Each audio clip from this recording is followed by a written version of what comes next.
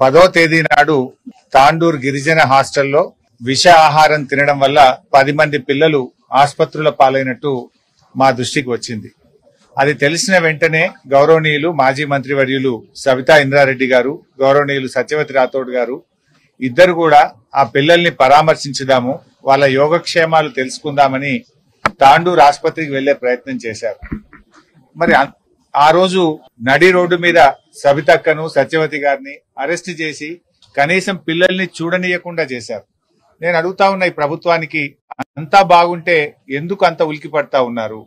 నిజంగా మీరు అంతా బాగా చూసుంటుంటే వీళ్ళు వెళ్లి పరామర్శిస్తే మీకు వచ్చిన ఇబ్బంది ఏంది అని నేను ప్రభుత్వాన్ని అడుగుతా ఉన్నా. అంటే ప్రభుత్వం ఎట్లా కనబడుతుందంటే ఈ పిల్లలు ఆసుపత్రుల్లో ఉంటే ప్రభుత్వ వైఫల్యం బయటకు వస్తుందని, వాళ్ళ చేతగాంతనము వాళ్ళ తప్పిదాలు బయటకు వస్తాయని చెప్పి ఆసుపత్రుల్లో ఉండాల్సిన పిల్లల్ని తీసుకుపోయి హాస్టల్లోనే ట్రీట్మెంట్ ఇచ్చారు. హాస్టల్లో ఆ ఫెసిలిటీస్ ఉంటాయా?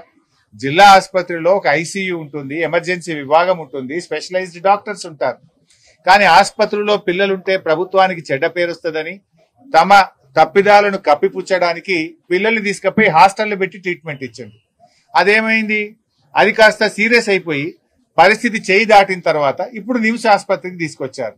అంటే is it not the negligence? నిజంగా మీరు ముందే వాళ్ళను జాగ్రత్తగా పెద్ద ఆసుపత్రికి తీసుకొచ్చి ఉంటే ఈ సమస్య వస్తుందా? లాస్ట్ టైం వాంకిడి, ఆదిలాబాద్ జిల్లా వాంకిడిలో కూడా ఇలాంటి సంఘటన జరిగితే ముందు వాంకిడి ఆసుపత్రికి తీసుకుపోయి తర్వాత ఆసిఫాబాద్ ఆసుపత్రికి తీసుకుపోయి ఆడికెళ్ళి మంచిర్యాల దవాఖాన తీసుకుపోయి చేతులు దాటినాక నిమ్స్ ఆసుపత్రికి తీసుకొస్తే పాప ముక్కు పచ్చలారని బిడ్డ శైలజ నిమ్స్ ఆసుపత్రిలో చావుతో పోరాడి పోరాడి చివరికి మరణించింది. దాని నిర్లక్ష్యం ఎవరిది? మీది కదా. 5 రోజులు 5 ఆసుపత్రులు తిప్పి ఆలస్యంగా ఆసుపత్రికి తేవడం వల్ల శైలజ అనే బిడ్డ పాపం మరణం పాలైంది. ఇవాళ కూడా 10వ తారీఖు అయింది, ఇవాళకి 5 రోజులు. 5 రోజులు ఏం చేసింది మీరు? 5 రోజుల నుంచి ఆ పిల్లల్ని ఆసుపత్రికి తీసుకురాకుండా మీ తప్పిదాలను కప్పిపుచ్చుకోవడానికి, దాచిపెట్టడానికి వాళ్ళను హాస్టల్లోనే ట్రీట్మెంట్ ఇచ్చే ప్రయత్నం చేసి ఇవాళ సీరియస్ అయిన తర్వాత పాపం లీలావతిని తీసుకొచ్చి ఇవాళ నిమ్స్ హాస్పిటల్లో జాయిన్ చేశారు. పాపం ఆ మౌనంగా మంచం మీద ఉన్న లీలావతిని చూస్తే మా మనసు కలిచివేసింది, కళ్ళల్లో నీళ్లు వస్తా ఉన్నాయి. ఇవాళ ఆడుతూ పాడుతూ చక్కగా చదువుకోవాల్సినటువంటి పిల్లల్ని ఇవాళ ఆసుపత్రుల పాలు చేస్తున్నాడు రేవంత్ రెడ్డి ప్రభుత్వం.